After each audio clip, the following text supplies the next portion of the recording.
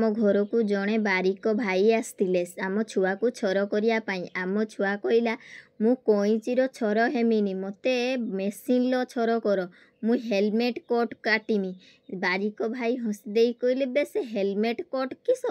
ସିଏ ଦେଇ କହିଲା ମୁଁ ଛୁଆମାନେ ସବୁ ଚାଞ୍ଚି ଦେଉଛନ୍ତି ପଛଆଡ଼ୁ ଉପରେ ରଖୁଛନ୍ତି ସେଇ କୋଟ୍ ମୁଁ କରିମି, ସେଇ କୋଟ୍କୁ ହେଲମେଟ୍ କୋଟ୍ କୁହାଯାଏ।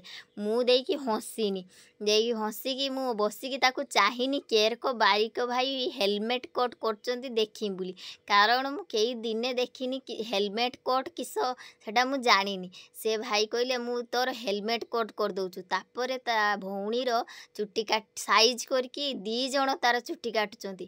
ଏକା ବି ବାରିକ ଭାଇ ପାରିଲେନି, 2 ଜଣ ତା ଚୁଟି ଧରିକି କାଟି ଦେଉଛନ୍ତି। ସିଏ ହେଲା ଦେଖାଉନଥିଲା, ତାକୁ ଜୋର ଜବସ୍ତ ଠିଆ କରି 2 ଜଣ ଧରିକି ହେଲା ତା ଚୁଟିକି ସବୁ କାଟିକି ଛୋଟ ଛୋଟ କରିଦେଲେ। କାରଣ ବହୁତ ଚୁଟି ବଢ଼ି ହେଇଥିଲା, ଭଲ ଦେଖା ହେଉନଥିଲା, ସେଥିପାଇଁ ତା ଚୁଟି କଟା ହେଲା।